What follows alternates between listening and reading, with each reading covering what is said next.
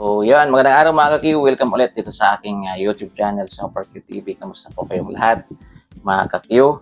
Ayan, another day, another update po. Ayan, about pa rin po syempre dito kay Rene Baterbonia. So, ayan guys, makikita po ninyo. Yan po yung nangyaring pre-debut. Ayan, dito po kay Susain. So, alay po yan sa kanya ng pamilya Baterbonia. Actually, yung birthday po ni Susain, yung 80th birthday ni Susain, ay August 26 pa. Yan. Pero August 19, bago siya bumalik ng kanilang bansa, mga Q, ay binigyan po siya ng sorpresa ng pamilya Baterbonia. So, di ba guys? So, hindi niya talaga makakalimutan yung pagpunta niya dito guys sa Pilipinas. Kasi sobrang saya. Ayan, sobrang nag-enjoy siya dito. Yan, at babaunin niya yan sa pagbalik ng kanyang bansa. So, hopefully guys, na makabalik pa si Susain dito sa Pilipinas. So, ayun, makikita natin, no? Yan, nandyan yung papa ni Rene, si Robby yan. Yan, nandyan din si Vince, mga kakyo, si Judah, nandyan din. Si Renz pala, yan, si Judah. Yan, at syempre, yung iba't ibang kaibigan pa ni Rene Baterbonia. Yan, yung pamilya Baterbonia, nandun din. Present po silang lahat dito po sa binigay nilang party kay Susain bago po siya bumalik ng Brunei. O, diba guys? So, sobrang saya po niya. Yan. At maganda to bilang isang Pilipino kasi masasabi talaga nila guys na yung Pilipino ay napaka-buting tao, mga ka-Q. Ganyan po sila kapag may bisita, sobra nilang minamahal.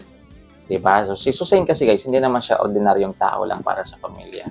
Baterbonia, alam niyo naman yan. Diba? Special friend, girlfriend po siya ni Rene Baterbonia. So, deserve niya naman yung ganito guys. Kasi nag-effort din siya pumunta dito sa bansa natin para bisitahin po yung pamilya ni Rene. Diba? O, ang saya lang. Guys, ayan o, kompleto po lahat ng pamilya. Yan, ang dami nila guys. Siyempre, halos Baterbonia lahat po, mga ka-Q.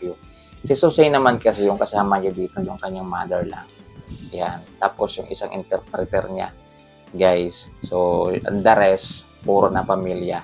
Baterbonia. So, yun, mga ka-Q.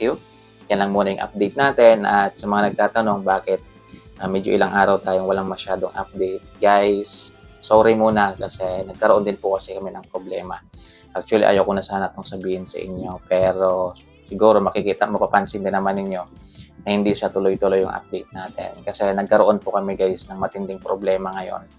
Kasi yung papa namin ay namatay. Noong ding August 19. Ayan. So, kagabi po, yung ika-3 days po niya. Malungkot, pero syempre guys, wala na kaming magagawa. Inuwa na siya ng Panginoon, mga ka-Q. So, ayoko na maging emotional sa inyo guys.